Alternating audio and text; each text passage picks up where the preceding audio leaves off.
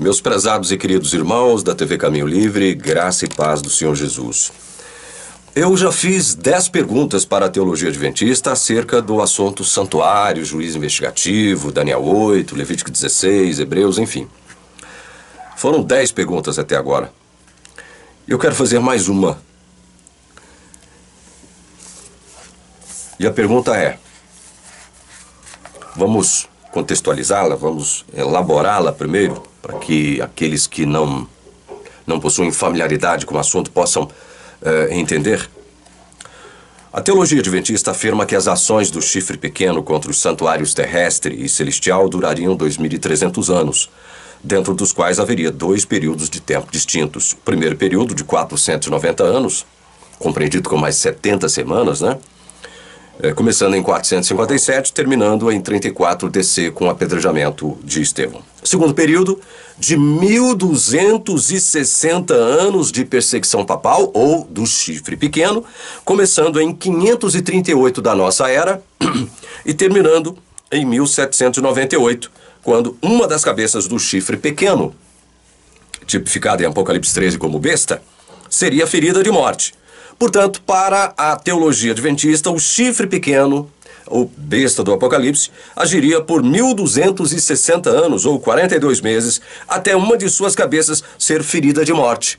Assim sendo, o ferimento mortal determinaria o fim das ações da besta ou do chifre pequeno.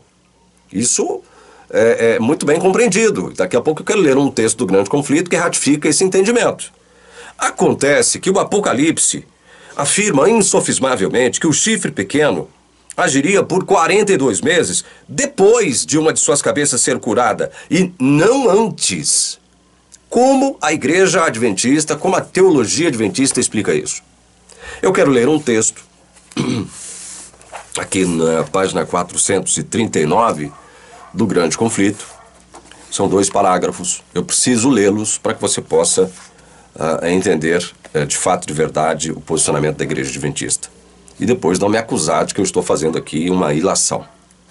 No capítulo 13, isso de Apocalipse, de 1 a 10, descreve-se a besta, semelhante ao leopardo, a qual o dragão deu o seu poder, o seu trono e grande poderio. Esse símbolo, como a maioria dos protestantes tem crido, representa o papado, que se sucedeu no poder, trono e poderio, uma vez mantidos pelo antigo Império Romano. Declara-se quanto à besta semelhante ao leopardo. Foi-lhe dada uma boca para proferir grandes coisas e blasfêmias, e abriu a sua boca em blasfêmias contra Deus para blasfemar do seu nome e do seu tabernáculo, e dos que habitam no céu. E foi-lhe permitido fazer guerra aos santos e vencê-los, e deu-se-lhe poder sobre toda a tribo, língua e nação. Esta profecia, que é quase idêntica à descrição da ponta pequena de Daniel 7, refere-se inquestionavelmente ao papado. Deu-se-lhe poder para continuar por 42 meses. E diz o profeta, vi uma de suas cabeças como ferida de morte. E mais, se alguém leva em cativeiro irá. Se alguém matar a espada, necessário é que a espada seja morto. Os 42 meses são o mesmo que tempos e metade de um tempo, 3 anos e meio ou 1.260 dias de Daniel 7, tempo durante o qual o poder papal deveria oprimir o povo de Deus. Esse período, conforme se declara nos capítulos precedentes, começou com a supremacia do papado no ano 538 de nossa era e terminou em 1798. Nessa ocasião, o Papa foi aprisionado pelo exército francês e o poder papal recebeu a chaga mortal, cumprindo-se a predição. Se alguém leva em cativeiro irá. Portanto, eu li esses 2 parágrafos aqui do livro Grande Conflito para mostrar a vocês que, quando eu elaboro essa pergunta, eu não a faço com base nos meus pressupostos ou nos meus achismos. Eu faço com base no entendimento muito bem expresso aqui no Grande Conflito. Resumindo, o chifre pequeno de Daniel 8, que segundo a teologia adventista é uma representação de Roma pagã e depois de Roma papal ou Igreja Católica Apostólica Romana, perseguiria o povo de Deus, oprimiria o povo de Deus por 1260 anos. E esse período de 1260 anos, para a teologia adventista, está no passado. Começou em 538 da nossa era, com aquilo que eles afirmam ser a supremacia papal, e terminando em 1798 com a prisão do Papa por um general francês. E esse Papa que é preso, ele morre ali na prisão. Segundo a teologia adventista, a prisão do Papa em 1798 encerra esse período de 1260 anos de perseguição papal. Ou seja, o chifre pequeno, em sua fase papal ou católica romana, iria perseguir implacavelmente o povo de Deus por 1260 anos. Esse período começa em 538 com aquilo que eu acabei de dizer aqui, a igreja caracteriza como supremacia papal. É interessante isso, porque se a gente vai aos anais da história, a gente procura tentar entender o que significaria esta expressão cunhada pela teologia adventista como supremacia papal. Há algum indício nos cânones da história dando conta de que a supremacia papal fora reconhecida universalmente em 538? Há algum relato histórico dando conta de que, inquestionável, insofismavelmente, a supremacia papal fora universalmente reconhecida no ano de 538? Olha, eu posso falar por mim agora. Eu fiz uma pesquisa e não consegui encontrar absolutamente nada. Nada que pudesse, pelo menos, chegar próximo de um reconhecimento da supremacia papal no ano de 538. Eu não encontrei nada. Bom, acontece que eu tenho aqui um livro. Esse é o livro. O autor chama-se Richard P. McBrien.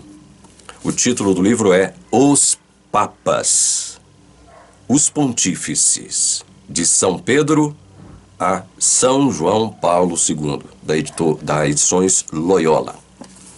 Muito bem. Nesse livro nós temos a história de todos os papas. Todos. Até João Paulo II. E aí eu fui procurar conhecer a história do Papa que estava governando a igreja no ano de 538. E aí eu quero ler algumas coisinhas desse livro, bem rápidas, para que você possa entender o meu ponto de vista aqui. Que, na verdade, é controverso porque vai depor contra esta afirmação da teologia adventista de que no ano 538 a supremacia papal fora universalmente reconhecida. Olha só, em 538 reinava sobre a igreja o Papa Vigílio. Esse era o nome do Papa, Vigílio. De 29 de março a 7 de junho de 555. A lista oficial do Vaticano também reconhece Vigílio como Papa desde 29 de março de 537, embora seu predecessor Silvério só tenha abdicado formalmente em 11 de novembro daquele mesmo ano. Vigílio, olha só o que o livro diz. Aqui a página 95. Vigílio foi certamente um dos papas mais corruptos da história da Igreja. Núncio apostólico para Constantinopla, fez um pacto secreto com a imperatriz monofisita Teodora para reintegrar o patriarca monofisita Antimo à sede de Constantinopla e repudiar o concílio de Calcedônia em 451. Este concílio condenara o monofisismo como heresia, por negar que Jesus Cristo tinha uma natureza humana, além de uma natureza divina. Bom, isso aqui é só um preâmbulo. Aí tem um outro parágrafo muito interessante acerca de Vigílio, e o parágrafo diz assim: Vigílio fez um jogo duplo com o Oriente. O Oriente é uma menção aqui a Constantinopla como a nova capital do Império Romano, no Oriente. Vigílio fez um jogo duplo com o Oriente. Confidencialmente, assegurou a Antimo e outros monofisitas que concordava com eles, mas também escreveu para assegurar ao imperador Justiniano que ratificava plenamente o ensinamento de Calcedônia e apoiava a deposição de Antimo e outros monofisitas pelo imperador. Jogo duplo. Para Teodora, esposa de Justiniano, imperador romano lá em Constantinopla, ele diz que faria o jogo dela. Mas para o imperador ele diz que reconheceria aquilo que fora aprovado pelo concílio de Calcedônia e condenaria Antimo pelo seu entendimento monofisita, né? Um jogo duplo. Quando publicou um edito para condenar os 3 capítulos, isto é, os escritos de 3 teólogos, o mais famoso era Teodoro de Mopsuestia, que não tiveram as obras questionadas pelo concílio de Calcedônia, o imperador Justiniano exigiu que o Papa o assinasse junto com os outros patriarcas. Como o Vigílio resistiu, o imperador mandou prendê-lo, enquanto ele celebrava a missa em 22 de novembro de 545, e levá-lo a Sicília. Depois de lá ficar por um longo tempo, o Papa foi trazido a Constantinopla em janeiro de 547. Ali ele e Menas, o patriarca de Constantinopla, excomungaram um ao outro. Contudo, em junho, Vigílio cedeu, voltou a se relacionar com Menas e prometeu ao imperador e à imperatriz que condenaria os 3 capítulos. Todavia, quando o fez, o seu iudicatum, ou decisão, julgamento, foi interpretado em todo o Ocidente como traição a Calcedônia. Então, vocês percebem que Vigílio, embora tenha feito um jogo duplo, esse jogo duplo evidentemente é descoberto, ele é levado preso pelo imperador romano Justiniano, né, para Constantinopla, e ali ele é obrigado a se retratar. E quando ele se retrata, vocês percebem que todo o Ocidente o considera como um traidor dos postulados que haviam sido ratificados pelo concílio de Calcedônia no ano de 451. Todo o Ocidente o considera como traidor. Traidor. Ele, Vigílio, para ser considerado um papa reconhecido de âmbito universal e supremo, ele teria que ter autoridade sobre o imperador Justiniano em Constantinopla, que era o imperador romano, que dominava a igreja, que dominava o catolicismo romano à época. E aí tem mais um trechozinho aqui que diz assim, ele foi preso, né? Ficou muitos anos preso por Justiniano lá em Constantinopla. Vigílio foi libertado e autorizado a voltar a Roma se desejasse. Embora sua presença fosse exigida lá, o Papa ficou mais um ano em Constantinopla, onde, em troca de um comportamento colaborador, obteve de Justiniano a chamada Sanção Pragmática, 3 de agosto de 554, que assegurava à Igreja importantes direitos e privilégios na Itália. Olha só, ele estava preso e estava submisso, né, ao imperador Justiniano. Ele não estava acima de Justiniano.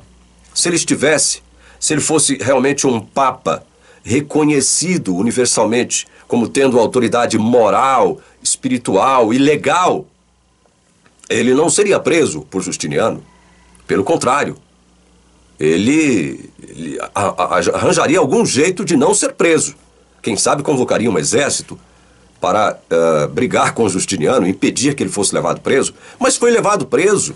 Ficou preso durante muitos anos em Constantinopla. Foi considerado pelo Ocidente como um papa traidor do concílio de Calcedônia.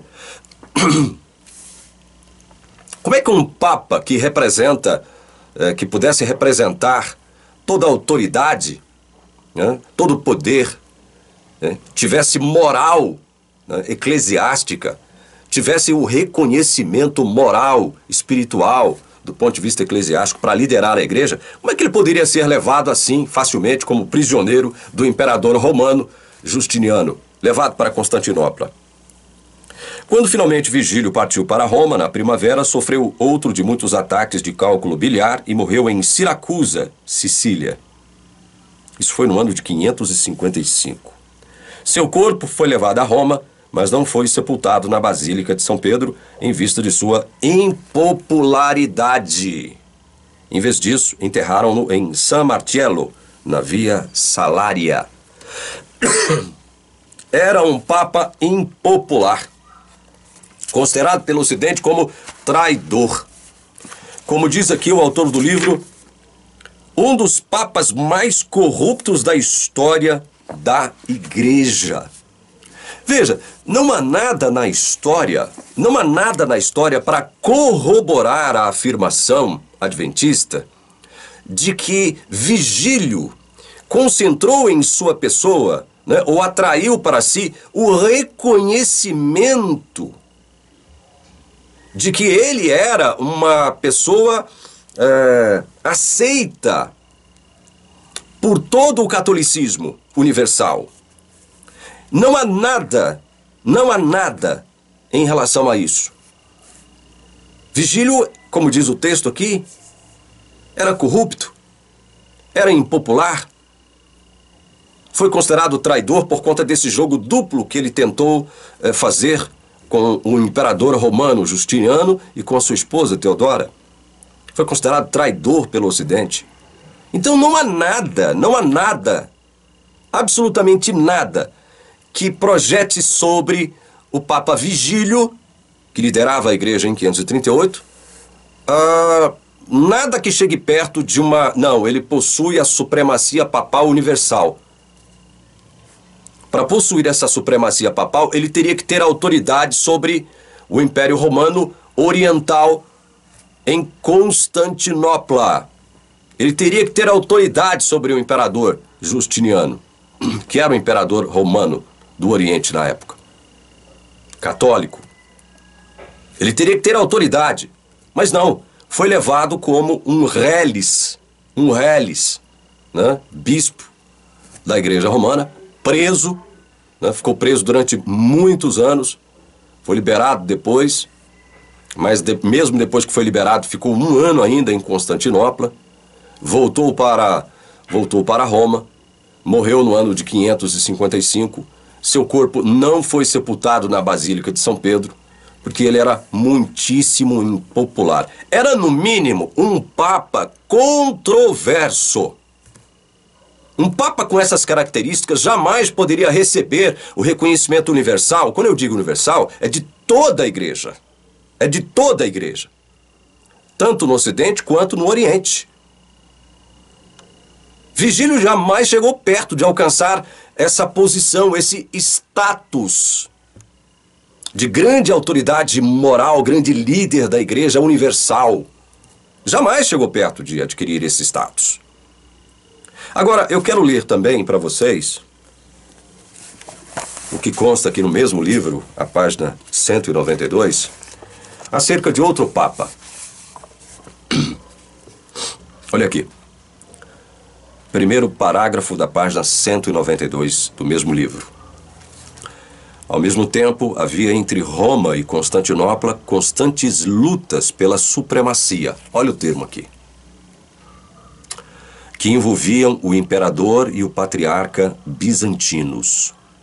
Mas o Oriente nunca aceitou totalmente o primado papal, no sentido em que veio a ser entendido a partir de Gregório VII. Gregório, olha só isso aqui, gente. Olha só isso aqui. Gregório foi o primeiro papa a efetivamente reivindicar a jurisdição universal sobre toda a igreja. Leigos, religiosos e sacerdotes, príncipes e também mendigos, e o fez com base em precedentes canônicos e legais, aos quais nenhum papa antes dele havia apelado. Foi ele também que restringiu o uso do título Papa ao bispo de Roma. Antes era atribuído a todos os bispos do Ocidente. Quer dizer que todos os bispos do Ocidente recebiam o título de Papa. E o primeiro Papa a reivindicar jurisdição universal sobre toda a igreja, leigos, religiosos, sacerdotes, príncipes e até mendigos, foi quem? Gregório VII. O livro ainda diz mais. Nenhum Papa antes dele havia apelado para isso, para possuir esse status. Nenhum Papa antes de Gregório VII havia apelado para isso. E quando aconteceu? Quando foi que Gregório VII reinou sobre a Igreja? Ele foi Papa de 30 de junho de 1073 a 25 de maio de 1085. Ele reivindicou o status de o grande líder universal de toda a igreja. Ele reivindicou esse status. Gregório VII. E aí? Como é que fica essa questão de supremacia papal em 538? Acerca de um papa que foi, no mínimo, controverso. Um dos papas mais corruptos da história da igreja. Um papa que se submeteu à autoridade do imperador romano Justiniano, foi levado preso para Constantinopla, ficou lá muitos anos. Quando morreu já na Itália. Seu corpo não foi sepultado na Basílica de São Pedro, por conta de sua impopularidade. Foi considerado como traidor em relação aos postulados aprovados no Concílio de Calcedônia, que aconteceu no ano 451. Então vocês percebem que essa história de, não, no ano 538 a supremacia papal fora reconhecida. É mesmo. É mesmo. Aí eles vão determinar 1798 como o fim da profecia dos 1260 anos, para determinar o fim, né, desse tempo que seria o tempo em que a Igreja Católica Apostólica Romana perseguiria implacavelmente o povo de Deus, perseguiria, oprimiria, mataria o povo de Deus. Gente, vocês acham mesmo que a Igreja Católica perseguiu o povo de Deus por 1260 anos? Nós comentamos no último vídeo, a Igreja Católica cometeu crimes absurdos contra o povo de Deus. Isso é verdade, contra os cristãos verdadeiros. Mas ela foi muito contestada. Ela foi muito contestada. Houve guerra entre católicos e protestantes. Houve guerra. A igreja não perseguiu de forma implacável o povo de Deus e nem oprimiu de forma implacável o povo de Deus por longos 1260 anos. A própria igreja reconhece isso. Que a Igreja Católica não perseguiu durante todo esse tempo o povo de Deus, ou os cristãos verdadeiros. Então como que você quer encaixar, como que a teologia adventista quer encaixar, né, de forma conveniente, essa profecia de 1260 anos, ou 42 meses, ou 1260 dias, ou um tempo, 2 tempos, metade de um tempo, a esse período? Mas é isso que ela faz. Esse período de 1260 anos, 42 meses, 1260 dias, um tempo, 2 tempos, metade de um tempo, para a teologia adventista está no passado. No passado. Agora leiam comigo. Primeiro eu quero ler um trecho de Daniel capítulo 7 e depois compará-lo com Apocalipse 13. Leiam comigo. Daniel 7, do versículo 23 em diante. Então ele disse: o quarto animal será um quarto reino na terra, que será diferente de todos os outros reinos. Ele devorará toda a terra e a pisará com os pés e a fará em pedaços. Os 10 chifres correspondem a 10 reis que se levantarão daquele reino. Depois deles se levantará outro rei, que será diferente dos primeiros, e derrotará 3 reis. Ele falará contra o Altíssimo, oprimirá os santos do Altíssimo, e tentará mudar os tempos e a lei, e os santos serão entregues nas mãos dele por um tempo, tempos e metade de um tempo. Vejam que esse rei descrito aqui no capítulo 7 seria um papa, segundo a teologia adventista. Aliás, seria um papa não, seria o sistema papal. Embora o capítulo 7 de Daniel trate de descrever as ações de uma personagem, uma única personagem, a teologia adventista vai longe e interpreta esse rei como um sistema. Não é apenas uma personagem, é um sistema. É o sistema papal, é o sistema católico apostólico romano que determina que o Papa é o líder máximo da Igreja Católica. E ele perseguiria o povo de Deus, falaria coisas contra o Altíssimo, cuidaria em mudar os tempos e a lei. Os santos seriam entregues nas mãos dele por um tempo, tempos e metade de um tempo. Um tempo, 1 ano, tempos, 2 anos, em algumas tradições aparecem 2 tempos, e metade, um tempo, meio ano. Dá 1260 dias. 1260 dias em profecia, segundo a teologia adventista, 1260 anos, que já estão no passado. Terminaram em 1798. Leiam comigo agora Apocalipse capítulo 13. Vamos ler do verso 1 em diante. Vi emergir do mar uma besta que tinha 10 chifres e 7 cabeças, e sobre os chifres 10 diademas, e sobre as cabeças nomes de blasfêmia. A besta que vi era semelhante a leopardo, com pés como de urso e boca como de leão. E o dragão deu à besta o seu poder, o seu trono e grande autoridade. Uma das cabeças da besta parecia ter sido golpeada de morte. Isso aqui, para a teologia adventista, é quando o Papa, se não me engano, Pio VI, depois eu confirmo aqui, foi preso por um general de Napoleão e morreu ali na prisão. Então, uma de suas cabeças parecia ter sido golpeada de morte. Mas essa ferida mortal foi curada. E toda a terra se maravilhou seguindo a besta. Vejam que a profecia dos 2060, aliás, dos 1260 anos, ou um tempo, 2 tempos, metade de um tempo, ou 42 meses, ela começa em 538 e termina em 1798, quando uma das cabeças da besta parecia ter sido golpeada de morte, em 1798, para a teologia adventista. Ou seja, o período termina aqui. Esses 1260 anos supostos, 1260 anos de perseguição papal, terminaria aqui em 1798, com uma das cabeças da besta sendo golpeada de morte. É aqui que termina esse período, para a teologia adventista. Acontece que o texto bíblico continua, mas essa ferida mortal foi curada, e toda a terra se maravilhou seguindo a besta.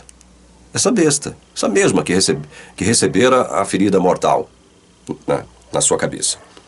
E adoraram o dragão porque deu a sua autoridade à besta. Também adoraram a besta dizendo, quem é semelhante à besta, quem pode lutar contra ela? Foi-lhe dada uma boca que proferia arrogâncias e blasfêmias. E foi-lhe dada autoridade para agir durante 42 meses. A besta abriu a sua boca em blasfêmias contra Deus para lhe difamar o nome, difamar o tabernáculo, a saber os que habitam no céu. Foi-lhe permitido também que lutasse contra os santos e os vencesse. Foi-lhe dada ainda autoridade sobre cada tribo, povo, língua e nação. E ela será adorada por todos os que habitam sobre a terra, aqueles que desde a fundação do mundo não tiveram seus nomes escritos no livro da vida e do Cordeiro que foi morto. Vamos ficar por aqui. Gente, vocês conseguiram perceber aí uma... Eu vou usar o termo incongruência. Porque a igreja diz que esses 1260 anos, ou 42 meses, ou um tempo, 2 tempos, metade de um tempo, já ficaram no passado. Só que o Apocalipse 13 está dizendo que essa besta agiria por 42 meses depois de a sua cabeça ser curada. Essa besta que para a teologia adventista representa o sistema papal e não uma figura, não uma personagem, não um indivíduo, não uma pessoa. É um sistema. Um sistema representado pelo papado. Ele agiria, segundo o Apocalipse, depois de, supostamente, em 1798, a sua cabeça ser curada, a sua ferida mortal ser curada. Isso segundo a teologia adventista. Como é que a teologia adventista explica isso? Como é que ela equaciona isso? Aqui no caso, vamos chamar a coisa por aquilo que a Igreja Adventista entende. O Papa em questão, o Papa que estiver liderando a Igreja Católica, ele agirá por 42 meses, mas depois que a sua cabeça for curada, sua cabeça ferida de morte for curada. Não antes. Ou a Igreja vai admitir que há 2 períodos de 42 meses ou 1260 anos. Ou agora esses 42 meses são 42 meses literais, que daria 3 anos e meio. Como é que fica essa história de 42 meses depois de 1798? Como é que ficaria essa história para a Igreja? Como? Gente, o texto bíblico é muito claro. É muito claro. A besta do Apocalipse, o chifre pequeno de Daniel 7, que são antítipos do chifre pequeno de Daniel 8, agiria por quanto tempo? Por 1260 dias, 42 meses, um tempo, 2 tempos, metade de um tempo. O que dá 3 anos e meio. E não 1260 anos. Até porque, como eu mostrei para vocês, não há nada na história que corrobore você determinar o início dessa suposta profecia de 1260 anos sobre uma tal supremacia papal que, historicamente, não existe em 538. Não existe. E mesmo esse Papa que foi preso, ele morreu na prisão, mas a Igreja continuou elegendo novos papas. Segundo consta aqui, eu quero ver direitinho, eu não marquei essa página, mas o Papa que foi preso foi Pio VI. Aqui está, a página 336 do livro Os Papas. Em 15 de fevereiro de 1798, o general Louis Berthier entrou em Roma, proclamou a República Romana, depôs Pio VI como chefe de Estado e forçou-o a se retirar para a Toscana. O Papa viveu alguns meses em Florença, isolado de quase todos os seus assistentes, mas tendo como secretário de Estado o núncio para Florença. Papa Pio VI morreu em Valence aos 81 anos de idade, em 29 de agosto de 1799. Muitos acharam que, com sua morte, o papado chegara ao fim, que Pio VI foi o último Papa, mas ele deixou instruções meticulosas para a realização do conclave seguinte, sob condições emergenciais. A Igreja, portanto, sob a orientação de Pio VI, que morreu, exilado, digamos assim, a Igreja elegeu, em 14 de março de 1800, o Papa Pio VII. E continuou, a partir daí, normalmente elegendo os seus sucessivos papas. Meus queridos, então a Igreja precisa resolver esse dilema. É mais um dilema teológico que ela tem diante de si.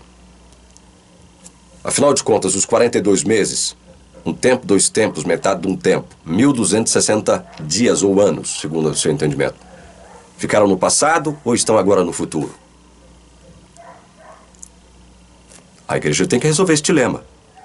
É óbvio que, conforme o que a Bíblia expressa, e está muito claro aqui, essa besta de Apocalipse 13, que é o anticristo, que é o antítipo do chifre pequeno de Daniel 8, e da mesma forma do chifre pequeno de Daniel 7, que é descrito como um rei, uma figura, uma pessoa, um indivíduo, uma personagem, ela age por 42 meses depois de sua ferida mortal ser curada.